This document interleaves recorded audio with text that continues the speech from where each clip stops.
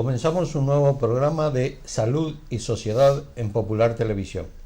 Hoy hemos venido a donde nos atiende muy amablemente siempre el doctor Javier Domenech Delgado, cardiólogo de cabecera ya, porque Javier, contigo siempre empezamos todas las temporadas. Yo no sé si empezamos, pero vamos, cardiólogo de cabecera empiezo a serlo. Bueno, muchas gracias por recibirnos y vamos a hablar hoy de un tema al revés de como se suelen hablar los problemas últimamente en medicina. Siempre hablamos de los factores de riesgo cardiovascular, pero vamos a ver, me dices, hay que cuidar los factores de riesgo que son tal, que ya nos dirás, pero ¿por qué? ¿Por qué hay que cuidar todo eso? Vamos a ver, es que en la medicina está ocurriendo, sobre todo últimamente, porque esas charlas y la difusión y los periódicos hay un interés por la salud, se encuentra uno muchas veces con que existe la creencia de que la salud es un bien que no solamente que debemos conservar, sino que sencillamente por el hecho, si nosotros cuidamos esto y lo demás allá, nunca vamos a tener determinadas enfermedades, lo cual es un error. O sea, el cuerpo humano se desgasta con el tiempo y en el transcurso de la vida, pues también es verdad que ocurren incidencias en las cuales tuerce la salud. Se sabe, desde hace ya bastante tiempo, que hay determinadas cosas que pueden provocar o acelerar un proceso. Yo siempre digo que es como el bingo. Uno puede jugar una serie de números o ninguno. Con un cartón le puede tocar a uno el premio, pero con 7 cartones es más fácil que te toque un premio, o la lotería. Bueno, aquí ocurre igual, es decir, hay una serie de cosas que evidentemente pueden facilitar la aparición de una enfermedad, no necesariamente, pero sí probablemente tener más posibilidades de tenerlo. Y en consecuencia, esa es la razón por la cual la atención a los factores que se llaman factores de riesgo para el desarrollo de algunas enfermedades. En el corazón eso está bastante claro, lo cual no quiere decir que si uno deja de cuidarlos, esté completamente seguro de tener un proceso cardíaco, o a la inversa, de que si los cuida muy cuidadosamente se libre de ello. No es seguro, pero sí es cierto que prestando atención a una serie de acontecimientos, de cosas que nos rodean en la vida de hoy día, no hace siglos, sino en la actual, posiblemente si prestamos atención a una serie de cosas que agreden a nuestra salud, es probable que podamos disminuir el riesgo de tener un ataque cardíaco o un proceso cardíaco, tensión, etcétera. ¿Cuáles son esos factores que hay que cuidar? Vamos a ver, hay cosas que no puedes cuidar. Hay cosas como, por ejemplo, la edad, como, por ejemplo, ser hombre o mujer. Yo la cuido, pero la edad, pero me da lo mismo. Pero el calendario ahí no te perdona. El calendario no perdona a nadie y, en consecuencia, cuanto más viejo se hace uno, más proclive es a tener enfermedades de varios tipos. El sexo, hay enfermedades más características de los hombres y de las mujeres. Y luego hay también un factor hereditario. Es decir, hay personas, familias, rasgos familiares en algunas enfermedades que parece que se heredan, no como una especie de herencia ineludible, pero sí ocurre que de padres diabéticos pues es más fácil que haya hijos diabéticos, por ejemplo, o de padres hipertensos es más fácil que salgan hijos hipertensos. Eso no se puede cambiar. Pero hay contingencias luego, otra serie de cosas que sí están a nuestro alrededor, que algunos son modificables y otros no.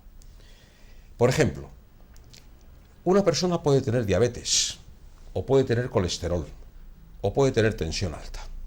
Son, por poner 3 enfermedades que la gente conoce un poco más o menos de qué va el tema. ¿Una persona puede evitar ser hipertenso? Pues no. ¿Puede evitar ser diabético? Pues tampoco. ¿Puede evitar tener el colesterol alto? Tampoco, porque el colesterol lo produce el cuerpo. Lo malo es cuando se produce más de la cuenta. Son factores los 3, tanto individualmente como asociados, que contribuyen a que ciertas enfermedades puedan aparecer, o acelerarse, o empeorar. Claro, esos son riesgos que uno puede atacar de alguna forma, es decir, modificar con tratamiento, con detección precoz de la enfermedad. Pero hay otra serie de factores que sí son evitables y que viven, que nos rodean, que van desde el tipo de alimentación hasta el género de vida que uno practica, es decir, si es una persona muy sedentaria o es una persona muy activa y a veces incluso excesivamente activa, o como puede ser el consumo de determinados productos, bien sea desde el tabaco hasta las drogas, pasando por el estrés, las situaciones de intenso agresión digamos, a tu estabilidad psíquica, ¿no?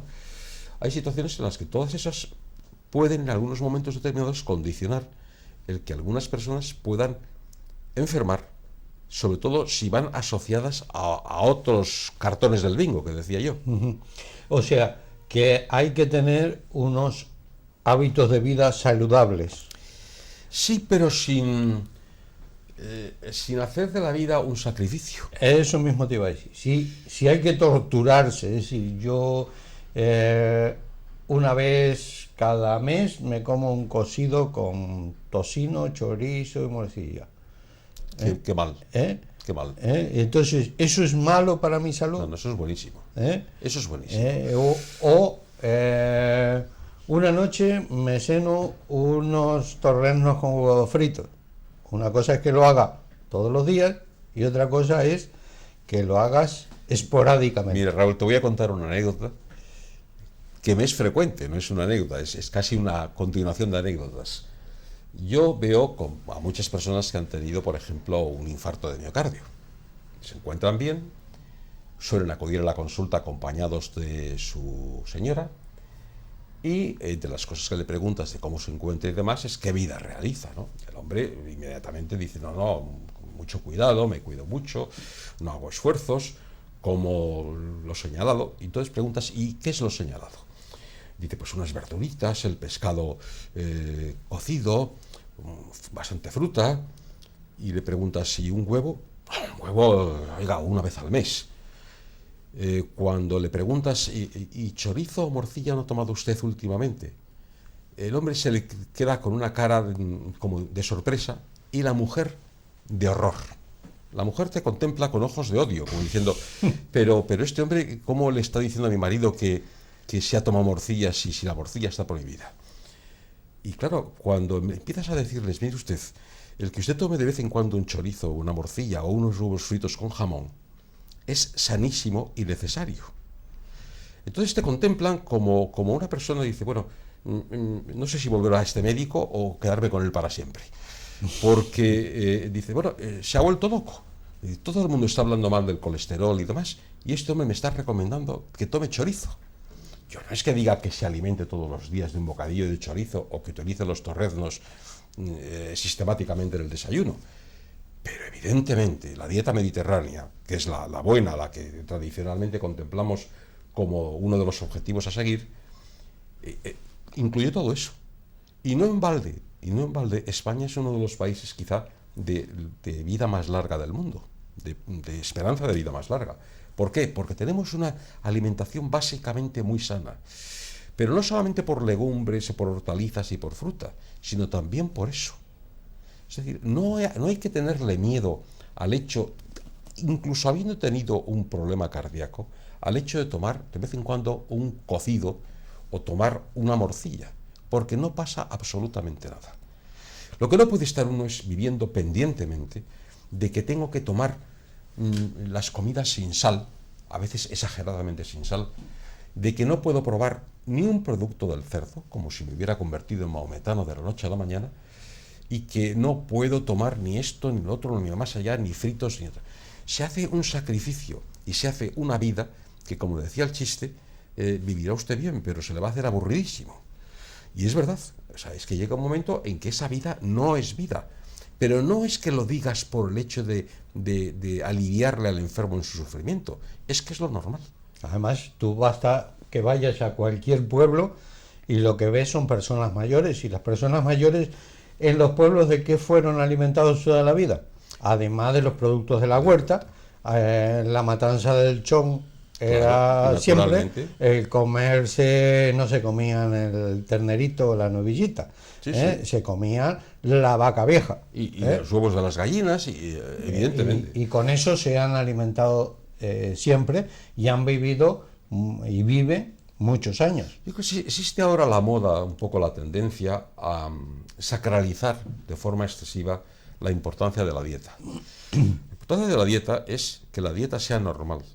Pero es que, claro, el problema está en que las dietas habituales, que hoy día son de todos los días, no empiezan a no tener nada de normal. Es decir, tomamos muchísimos preparados ya precocinados, tomamos bastante laterío, se toma mucha lo que se llama comida basura, es decir, el tipo de hamburguesas y grasas, ahí sí, por sistema, por necesidades de la vida, en la cual muchas veces el alivio de no tener que cocinar o de preparar rápidamente unas cosas para los niños te obliga pues a tomar pues eso, la hamburguesa, la pizza, un montón de cosas de fácil cocina. Y se ha perdido un poco la tradición de cocinar lo habitual, lo de toda la vida. Pero eso precisamente es lo sano. O sea, lo sano no consiste en evitar la morcilla, ni muchísimo menos. Es verdad que no se puede abusar de ello, como de tantas cosas, pero lo que sí es cierto es que en la variedad de la comida está no solamente la seguridad de tener una salud buena, sino de hacer una vida agradable, que en definitiva también es una parte importante de la medicina. Evitar los excesos fundamentalmente, Naturalmente. pero utilizando todos los elementos, inclusive en ese alcohol que se prohíbe. Es decir, el hecho de que te tomes 1 o 2 copas de vino al día comiendo, pues no creo que eso sea No pasa malo. nada, aunque muchas veces incluso el enfermo te dice, no, yo tomo vino, pero bueno. Oiga, mire usted, el vino es vino. Otra cuestión es que sea mejor para el paladar o peor, o que le guste, o que esté usted dispuesto a gastarse mayor o menor dinero. El vino es vino. Pero es que el vino es una parte consustancial de la alimentación de nuestra civilización. El vino tomado en cantidades módicas, lo suficiente para que le guste, tomarse un vasito de vino con la comida, es una cosa absolutamente saludable y altamente recomendable. Sí, incluso para la tensión, ¿no? Naturalmente. Porque hay un punto que, sí, que te baja la tensión. Es verdad. Es cierto. Todo una dosis de eso, 2 copas al día, te tienden a bajar la tensión, no a subir. ¿Qué es lo que hace el 1% de la gente? Es decir, es que es lo habitual. El problema existe en cuando uno se desvía de las líneas normales de comportamiento de la dieta, cosa muy frecuente pues por el tipo de vida que hacemos, porque ciertamente, por ejemplo, ya no hablando de la comida, sino del ejercicio. Hombre, hoy día los que vivimos en ciudades, no digo la gente del campo, es verdad que somos esclavos del sillón de casa viendo la televisión, el sillón del coche o del autobús desplazándonos de un lugar a otro, el sillón del despacho, de la oficina o del lugar de trabajo, y la gente no se mueve.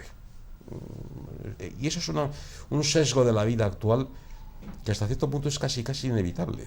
Es decir, es muy difícil a una persona decirle vaya usted caminando a un sitio, pues porque le es incómodo por un montón de cosas, por las distancias, etcétera.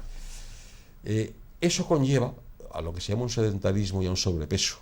Si a eso le añades una alimentación, evidentemente con exceso de calorías, con exceso de grasas, condicionas fácilmente apariciones de obesidades, aparición de diabetes, empeoramiento de la tensión, etcétera. ¿Y por qué si yo todos esos factores de riesgo yo los como por la boca, creo que van al estómago y de ahí pues las sustancias se reparten por el cuerpo, ¿no? ¿Por qué me dice que me tapan las arterias o me hacen no sé qué en las arterias? El sistema cardiovascular. La inmensa mayoría de lo que ingieres por boca pasa al estómago, como bien dices, pasa al tubo digestivo y casi todo es absorbido por la sangre.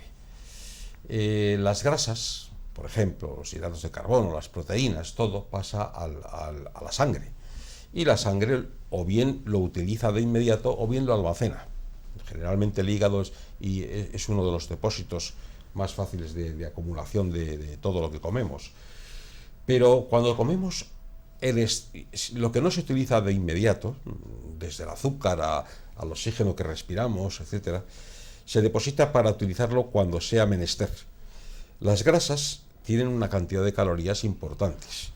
Entonces, ¿qué ocurre? El ser humano las toma como reserva energética para protegerse del frío y para hacer esfuerzos. Pero claro, uno come y se echa la siesta, entonces no consume.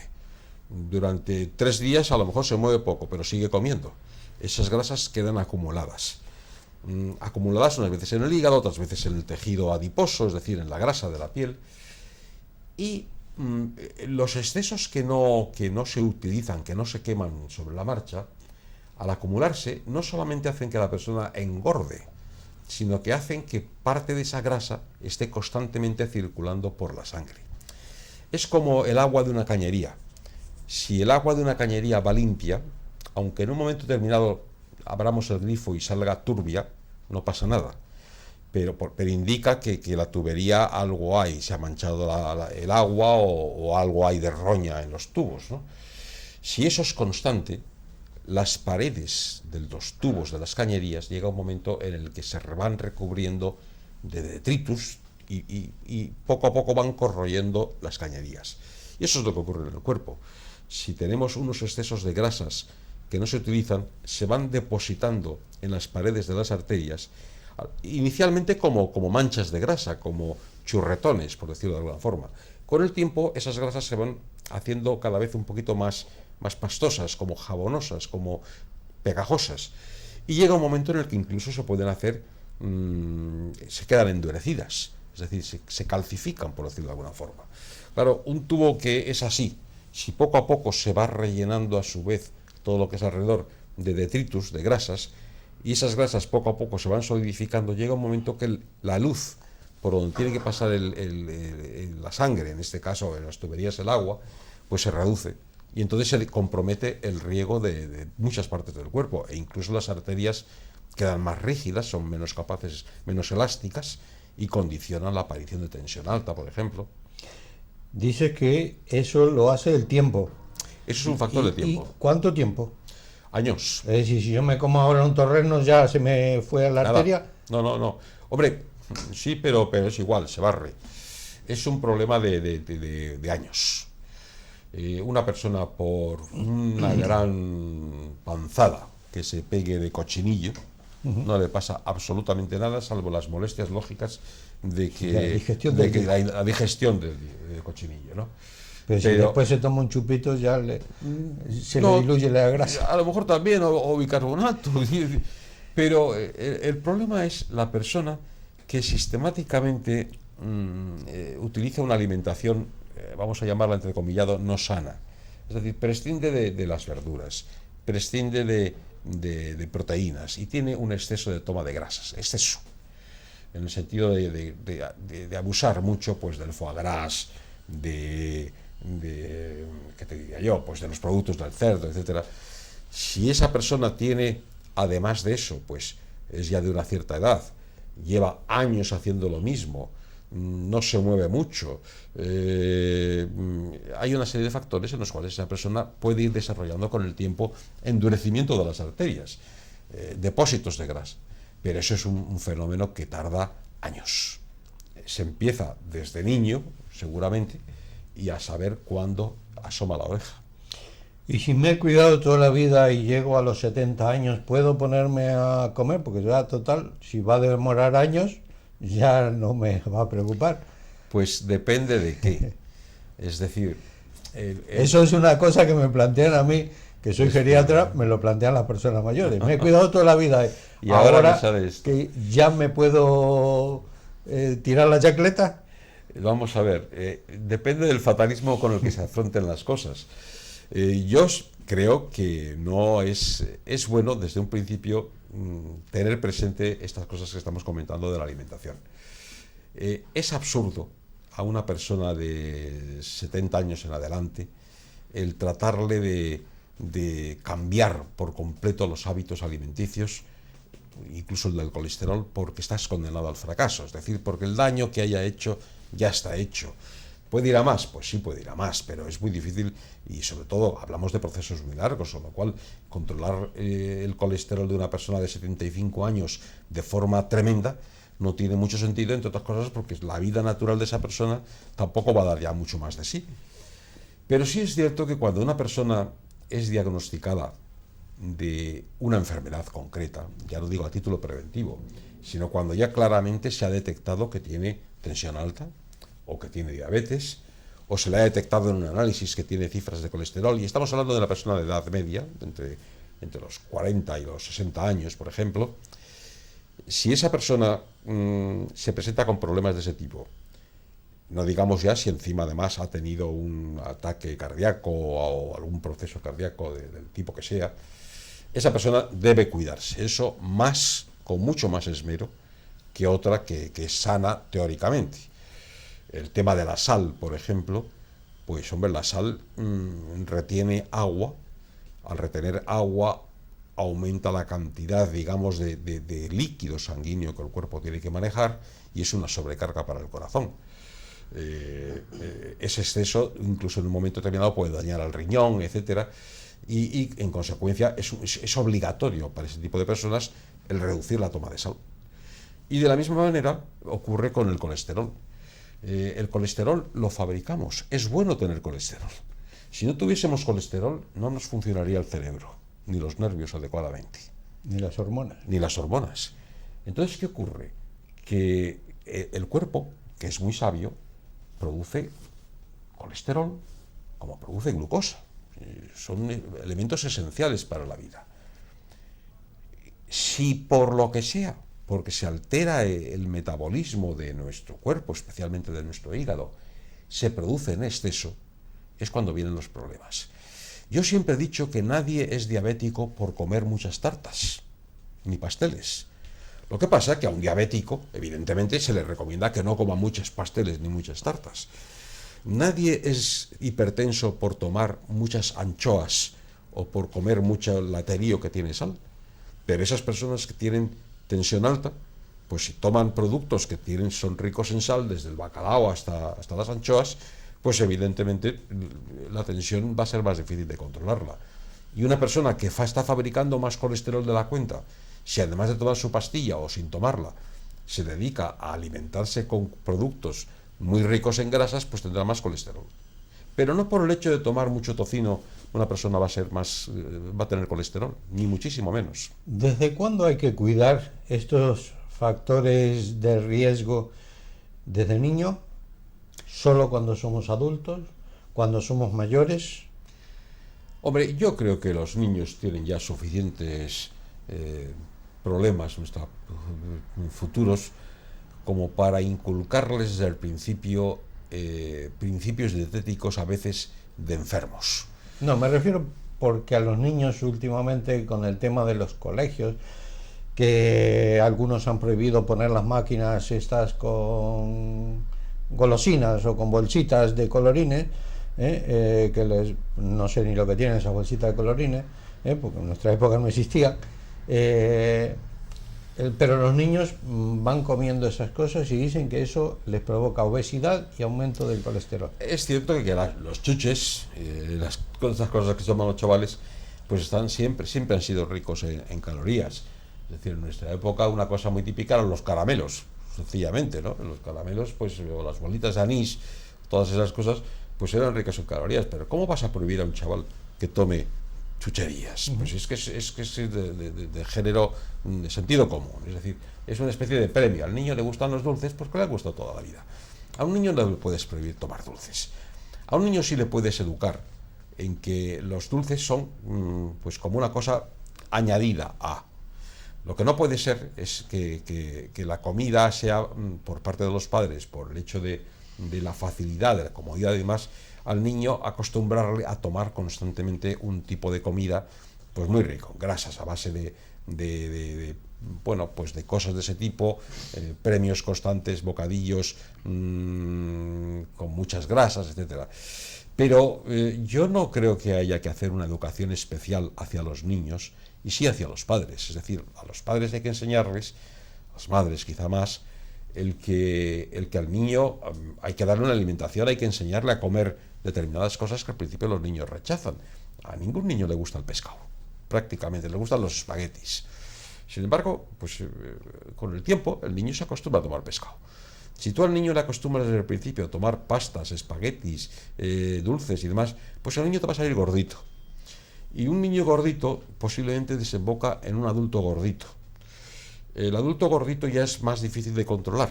Aparte de los efectos psicológicos y demás, tendrá siempre una tendencia al sobrepeso. Y luego va a ser más difícil de reconducir si hay algún problema. Pero yo creo que el problema no es los niños, sino los padres, sin exagerar las cosas. O sea, no se pueden prohibir las chucherías, y a mí esas medidas de prohibir los bollos en los niños me parece sencillamente tonterías. Es decir, un niño tiene que tener siempre su pequeño premio. Lo que no puedes es estar constantemente al niño dándole juguetes. Bueno, el niño necesita juguetes para jugar, pero un niño no puedes estar constantemente regalándole juguetes porque pierde el concepto de lo que es el juguete. Pues igual te ocurre con la comida, es decir, la comida en ese plan, que es una comida de premio o una comida de satisfacción, que no es alimentación, sino que son añadidos dulces, se dan en circunstancias concretas, pero esos niños que están constantemente comiendo palomitas, o como ves muchas veces llegar al cine con esas cajas de palomitas, esas cajas que son, yo no sé cuántas caben ahí, parece imposible que se las puedan tomar, con una botella de Coca-Cola, pues sentados viendo la película una tras otra, pues claro, es que es una ingesta masiva de calorías que no están todos los niños, sino como de los chavales jóvenes, pero que es así. Bueno, Javier, se nos ha pasado el tiempo volando y tenemos que hacer una pequeña pausa publicitaria, pero continuamos hablando de este tema que creo que le interesa mucho a nuestros televidentes. Así que hacemos una pequeña pausa y volvemos en Salud y Sociedad hablando de por qué hay que cuidar el corazón.